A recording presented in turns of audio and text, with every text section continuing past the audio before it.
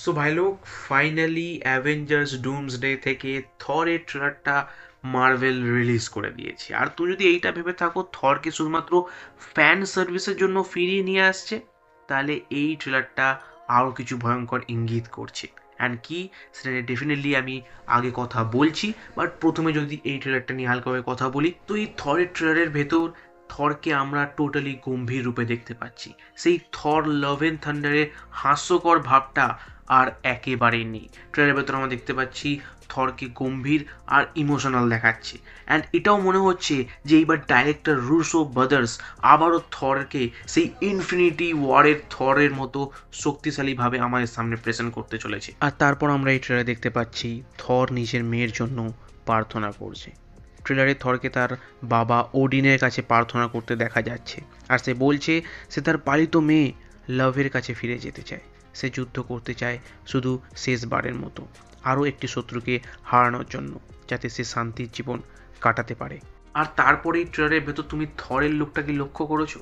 থর সেই আগের মতো আবারও ছোট ছোট চুলে ফিরে এসছে, যেটা আমরা সেই থর র্যাগনারকে দেখেছিলাম একেবারে। অ্যান্ড তার পাশাপাশি আমরা একটা নতুন কস্টিউমও দেখতে পাচ্ছি থরে। অ্যান্ড এটার কানেকশন বুঝতে পারছো যে থর কিন্তু আবারও সেই নিজের পুরনো ফর্মে ফিরতে চলেছে। আর রুসো ব্রাদার্স এই ছোট্ট একটা ইঙ্গিত এই ট্রেলারের ভেতর দিয়ে দিয়েছে। আর ইঙ্গিত কথাটা শুনে মনে পড়লো, আমি ভিডিওর শুরুতেই বলেছিলাম যে থরকে শুধুমাত্র ফ্যান সার্ভিসের জন্য কিন্তু ফিরিয়ে নিয়ে আসছে না, আরও একটা ভয়ঙ্কর ইঙ্গিত লুকিয়ে আছে এই ট্রেলারের ভেতর। আর সেটা হচ্ছে ডক্টর ডুম। তুমি কি লক্ষ্য করেছো এই ট্রেলারের ভেতর ডক্টর ডুমকে? না না, ডক্টর ডুমকে এই ট্রেলারের ভেতর দেখায়নি, কিন্তু থর যে শত্রুটার কথা বলছে সেটা definitely Robert Downey junior as doctor Doom. এই ট্রেলারের ভেতর যখন থর বলবে ওয়ান মোর এনিমি, তখন সেটা সরাসরি ইঙ্গিত দিচ্ছে ডক্টর ডুমকে।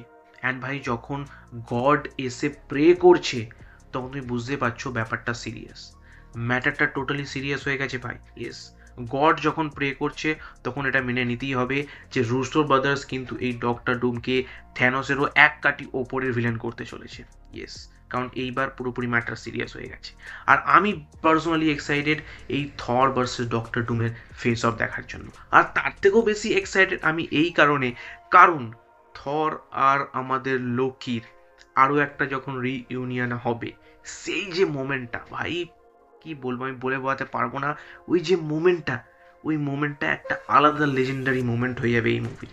ইয়েস। অ্যান্ড তোমার কেমন লাগলো থরের এই ট্রেলারটা অ্যাভেঞ্জার্স ডুমসডে থেকে? তুমি অফকোর্স কমেন্ট করে জানাতে পারো।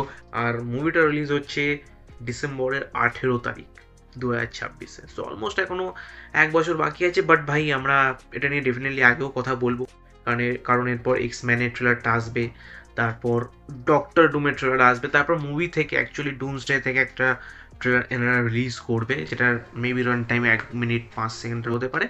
বাট সেটা নিয়ে আমরা ডেফিনেটলি আগে কথা বলবো। বাকি আমি কথা বলেছি ক্যাপ্টেন আমেরিকা ট্রেলারটা নিয়েও। ইয়েস, আমাদের ক্যাপ্টেন আবার ফিরতে চলেছে। তো তুমি যাও কি আমার সেই ভিডিওটাকে চেক আউট করতে পারো তোমার সাথে আবার ঠিক সেই ভিডিওতে। So by.